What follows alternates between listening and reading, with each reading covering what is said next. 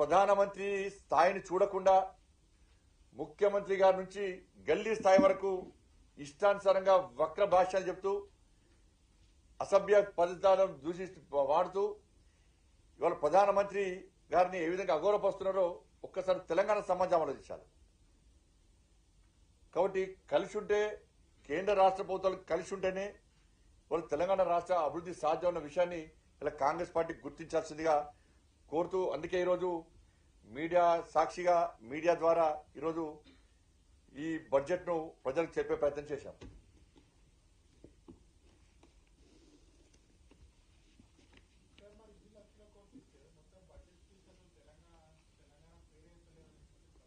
Telangana separate దేశ budget ఇది, తెలంగాణకు అని చెప్పి సపరేట్ చెప్పారు కదా. అందుకే ఇవన్నీ లెక్కలతో సాధించినాం కదా. ఏ స్టేట్కు ఆ స్టేట్, కొన్ని స్టేట్లకు అంతకుముందు తెలంగాణకు ఇచ్చారు, కొన్ని స్టేట్లకు కొన్ని ప్రత్యేక పథకాలు ఇస్తారు, కొన్ని స్టేట్లకు ఆ ఏరియాల బట్టి.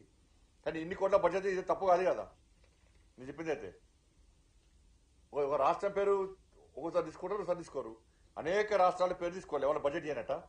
తెలంగాణ రాష్ట్రం పేరు తీసుకోలే, బడ్జెట్ చేయనట. ఇవాళ చెప్పినాం కదా, అందుకే మొత్తం అక్షరాలతో సహా అన్ని చెప్పినాం కదా.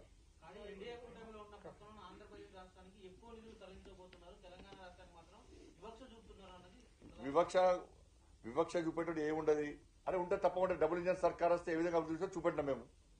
అయినప్పుడు కూడా తెలంగాణ రాష్ట్రంలో భారతీయ జనతా పార్టీ సర్కార్ లేకున్నప్పుడు కూడా ప్రజలు మెచ్చే విధంగా, ప్రజలకు నచ్చే విధంగా, ప్రజలకు న్యాయం చేసే విధంగా తెలంగాణ రాష్ట్ర అభివృద్ధికి ఈ స్థాయిలో నిధులు కేటాయించడం.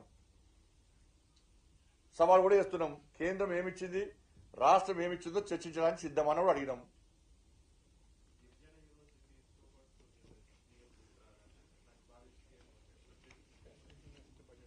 బడ్జెట్ ప్రారంభించినాం కదా. ఇప్పుడు కాజీపేట కోచ్ ఫ్యాక్టరీ స్టార్ట్ చేసినాం. ఏది అన్నారు, స్టార్ట్ చేసినాం. ఈ ఏడాది కోచ్ ఫ్యాక్టరీ పూర్తయి రైల్వే కోచ్లు బయటకు వస్తున్నాయి. ఇవాళ దాంతోపాటు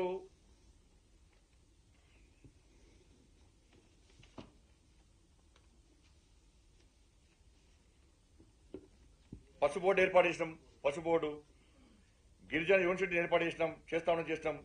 ట్రిపుల్ ఆర్ నిర్మాణానికి 26,000 కోట్ల రూపాయల పైగా వాళ్ళు నిధులు ఇచ్చినాం.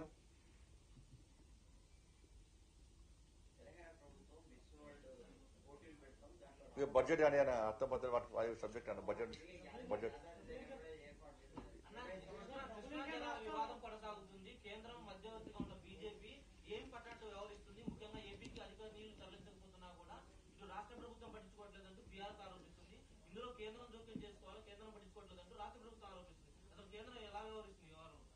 ఇవాళ దక్షిణ తెలంగాణ ఎడారి కావడానికి కారణము మొట్టమొదట కాంగ్రెస్, నెక్స్ట్ బీఆర్ఎస్. ఈ రెండు పార్టీలు ప్రధాన బాధ్యత వహించాల్సి వస్తుంది. కృష్ణా జలాల విషయంలో ఆ ప్రాంతానికి అన్యాయం జరుగుతుందని చెప్పి మొట్టమొదట బహిర్గతం చేసింది Bharatiya Janata party. Apex council సమావేశాన్ని ఏర్పాటు చేయించింది భారతీయ జనతా పార్టీ.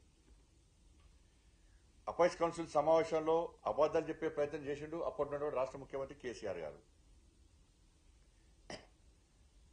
మేము అనేక సందర్భాల్లో అడిగిన ప్రశ్నలకు సమాధానం చెప్పకుండా దాట వేసిండు అప్పటి ముఖ్యమంత్రి కేసీఆర్.